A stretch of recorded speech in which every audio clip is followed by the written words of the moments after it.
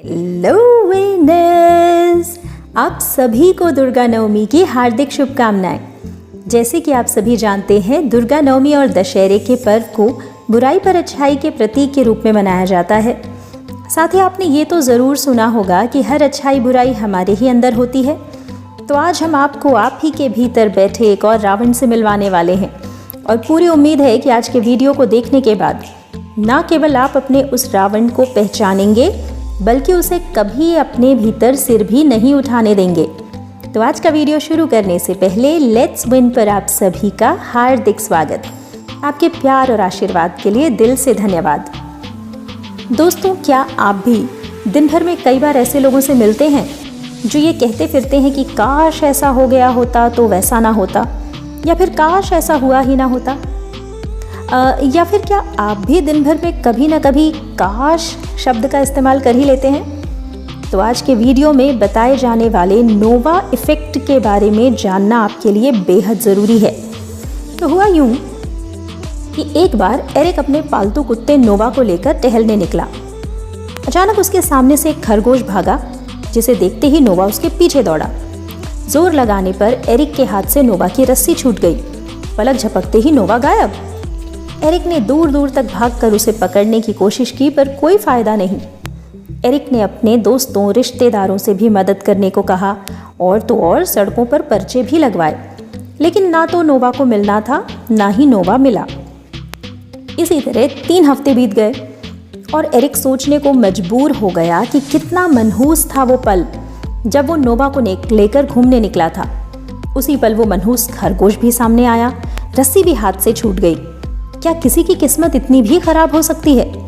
Eric ये सोच ही रहा था कि तभी दरवाजे की घंटी बजी।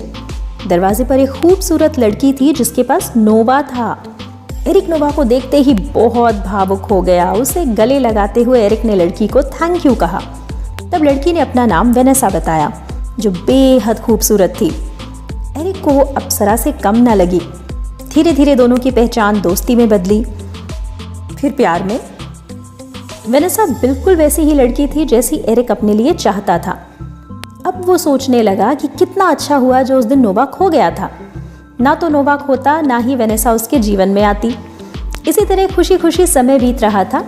एक दिन एरिक अपनी कार से वेनेसा से मिलने जा रहा था कि तभी बाईं ओर से आती एक कार ने एरिक की कार को यूं टक्कर मारी कि उसकी कार हवा में होते हुए खंबे से जा टकराई और एरिक के होश खो गए।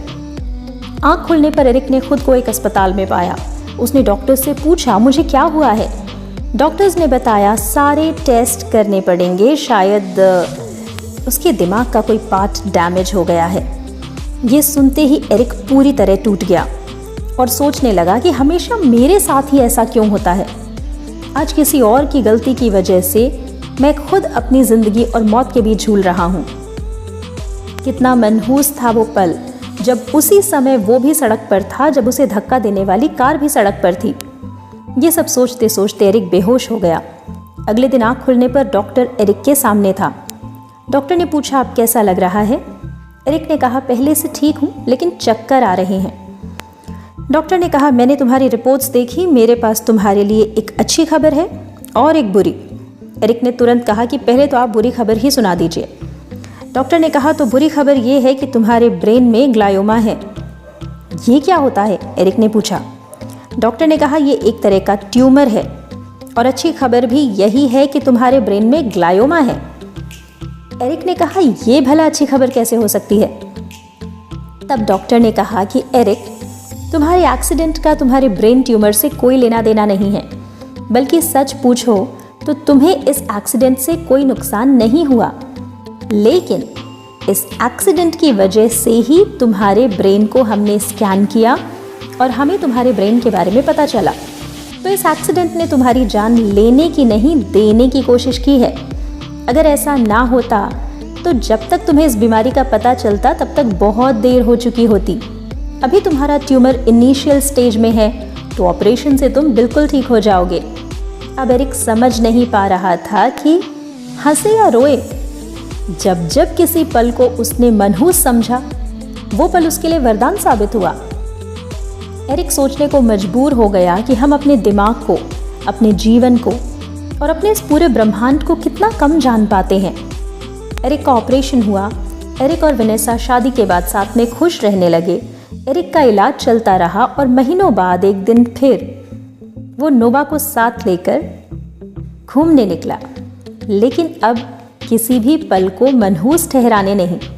उसे नहीं पता था कि अब उसके साथ क्या होने वाला है, लेकिन थ्योरी ऑफ लक या नोवा इफेक्ट का अब आपको तो पता है ना।